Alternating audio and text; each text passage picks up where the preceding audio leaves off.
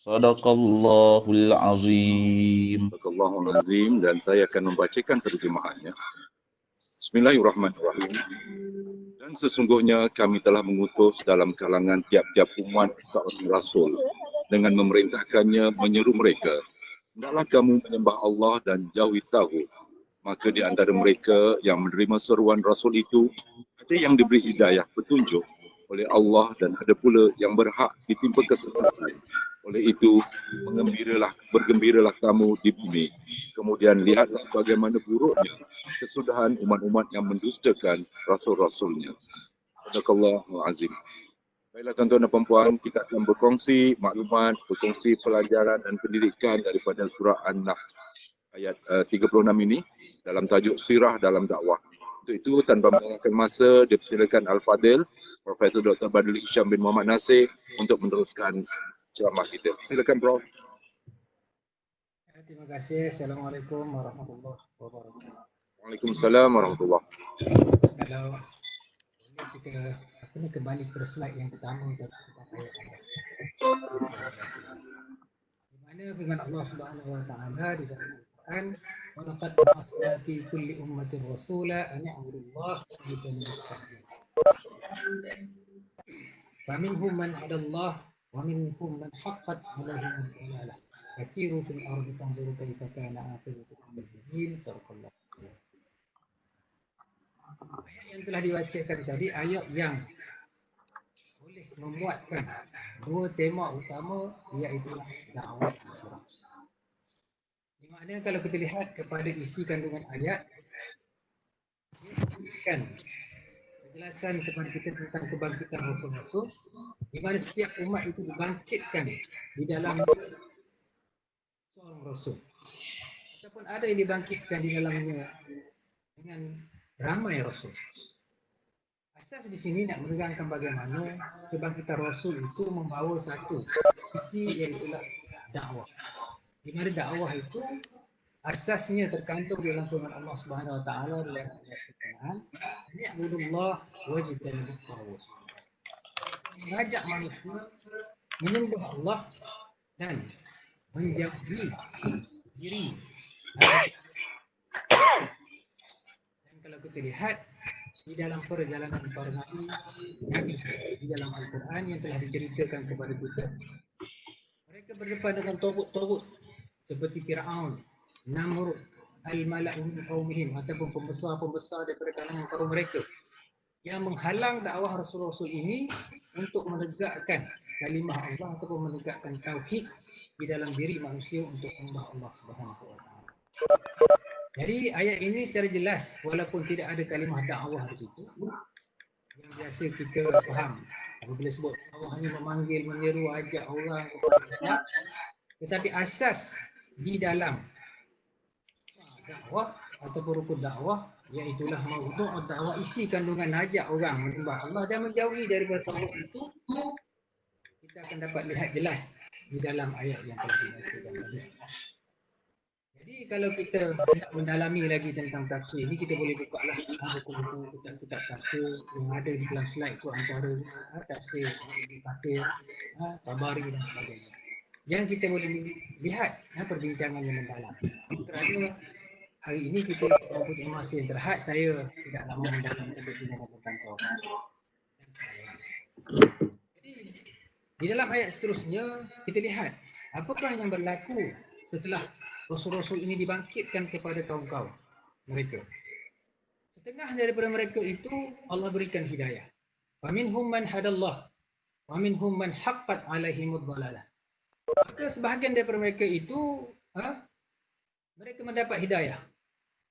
Dan sebahagian daripada mereka itu kekal, haqqat.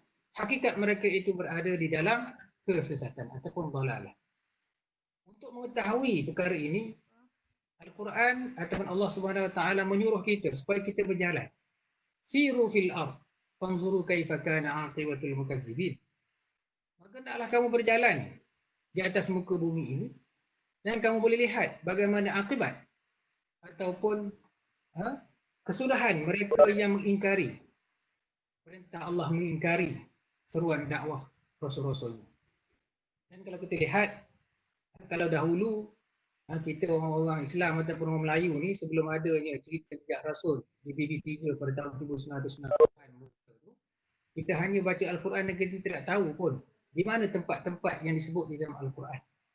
Di mana lawan kepada Nabi Ibrahim, di mana lawan kepada Nabi Musa, di mana lawan kepada Nabi Lut, di mana tempat kaum Ad, kaum Samud, Saleh dan sebagainya. Tetapi apabila kita tengok kepada jejak Rasul, kita boleh lihat, kita boleh tengok secara jelas di mana tempat-tempat ini merupakan tempat-tempat yang terdapat kaum-kaum yang dilaknat oleh Allah Subhanahu Wa Taala dan ada wujud di atas muka bumi ini. Ianya bukanlah sesuatu perkara yang disebut di dalam Al-Quran secara main-main ataupun cerita dongeng yang tidak ada nasab, yang tidak ada cerita yang sebenarnya. Jadi tugas kita sebagaimana Allah suruh kepada kita supaya kita berjalan. Jadi di situlah terbitnya perkataan sirah yang dikatakan perjalanan ataupun tarikh ataupun sejarah ataupun tariqah ataupun jalan yang dilalui oleh rasul-rasul, yang mana daripada perjalanan rasul itu kita boleh mengambil ibrah. Laqad kana fi qasasihim la'ibratun liulil albab. Maka bagi kisah-kisah para rasul itu merupakan satu ibrah bagi mereka yang cerdik. Maka haditsan muftarah, dan ianya bukanlah satu cerita yang direka-reka. Maka haditsan yuftarah, bukanlah satu cerita yang direka-reka, yuftarah, yang dibuat main-main seperti cerita legenda, cerita mitos dan sebagainya. Tetapi ditasdiqan lima baina yadayhi, tetapi untuk membenarkan apa yang telah berlalu sebelumnya, wa tafsilan kulli syai', dan untuk memberi pendetilan, perincian kepada setiap sesuatu, wahudan wa rahmah, dan merupakan sebagai satu petunjuk dan juga sebagai satu rahmah liqaumi yu'minun, bagi orang-orang yang beriman. Jadi orang-orang yang beriman apabila melihat kepada tempat-tempat yang Allah laknatkan ini, mereka mengambil pengiktibaran. Sebab itulah terdapat dalam satu hadis Rasulullah SAW ketika berlaku perang Tabuk, Nabi mengajak para sahabat supaya berlalu berjalan cepat-cepat apabila mereka melintasi Madain Saleh, tempat Nabi, tempat kaum Nabi Saleh dilaknat di utara kota Madinah, lebih kurang dalam jarak 4 lebih kurang dalam hampir 500 km, tak silap kan. Untuk apa? Untuk memberi peringatan ini adalah tempat yang mereka yang diazab, mengambil pengajaran, jangan ikut. Tetapi kita sebagai khususnya orang-orang yang terkebelakangan ini, kita boleh melawat untuk mengambil iktibar, ini tempatnya. Dan jangan duduk lama-lama lah, sekadar untuk duduk mengambil pengiktibaran. Jangan pergi duduk syok pula kat situ. Baik. Jadi di dalam ayat itu jelas kepada kita ada dua kata kuncinya. Pertama sekali iaitulah dakwah, dan kedua sirah. Jadi apakah yang menjadi perbincangan kita pada pagi ini tentang sirah di dalam dakwah. Jadi sirah dalam dakwah ini adalah perjalanan rasul-rasul, yang mana perjalanan rasul-rasul yang terdahulu, yang telah saya sebutkan tadi, yang berlaku kepada Nabi Ibrahim, Abul Anbiya, ataupun bapa kepada para nabi. Nabi yang terdahulu kepada Nabi Ibrahim, Nabi Idris, Nabi Adam, dan setelah daripada Nabi Ibrahim, nabi-nabi yang dibangkitkan di kalangan Bani Israel, di kalangan orang-orang Arab. Semuanya ini kita ambil pengiktibaran, yang mana asas kepada dakwah mereka adalah untuk mengajak orang menyembah Allah Subhanahu Wa Taala dan untuk menentang tagut-tagut yang menjadi penentang kepada agama Allah Subhanahu Wa Taala. Sebab itulah di dalam Al-Quran kita kunci, di dalam iman kita ini Al-Quran mengunci hati kita dengan Al-Quran mengatakan wa man yu'min billah wa man yakfur bit-taghut, siapa yang kufur dengan tagut, yang menolak tagut, wa yu'min billah, dan beriman dengan Allah, faqad istamsaka bil urwatil wuthqa, maka dia telah memegang satu simpulan tali yang sangat kuat, lan fisama laha, yang ini tidak akan bercerai ataupun putus. Maknanya di dalam kita menekuni, mempelajari sirah ini, kita akan mengambil pengiktibaran, dan khususnya bagi orang-orang beriman, dia merupakan sebagai suatu rujukan selain daripada Al-Quran. Sirah Rasul-Rasul ini atau sirah Rasulullah SAW ini merupakan rujukan kita untuk kita menjadikan pedoman, dan seterusnya kita menjadikan sebagai satu isi kandungan kita di dalam dakwah. Kalau boleh kita tengok kepada satu contoh di mana Allah Subhanahu Wa Taala berfirman dalam Al-Quran dalam surah Yusuf. Yang mana dalam surah Yusuf ini Allah nak beritahu kepada kita bagaimana cerita dalam surah Yusuf ini untuk dijadikan iktibar. Kerana apa? Kerana di dalam surah Yusuf ini ianya berulang. Berulang sama ada isunya berlaku di tengah keluarga kita, di tengah masyarakat kita, ataupun di tengah-tengah kita membentuk sebuah negara kota. Kalau kita boleh khulasahkan, ringkaskan isi di dalam kandungan kitab di dalam cerita Nabi Yusuf ini, di mana nahnu naqussu 'alaika ahsanal qasas bima auhayna ilaik. Di dalam permulaan surah Yusuf, Allah ceritakan bagaimana Allah nak cerita kepada kita satu surah yang sangat cantik. Cerita yang sangat cantik menarik tentang Nabi Yusuf. Yang mana Nabi Yusuf ini yang dibenci ataupun yang dicemburui oleh adik-beradiknya, yang kemudian dicampakkan di dalam sebuah telegi unta, dan kemudian diambil oleh pengembara, dijual dan menjadi hamba kepada Al-Aziz, dan seterusnya berlaku fitnah dia dengan isteri Al-Aziz, seterusnya dihumbankan dalam penjara. Tetapi oleh kerana kebenaran berada di sebelah Nabi Yusuf bangkit dan Nabi Yusuf diberikan tempat sebagai pemegang pada khazanah Mesir.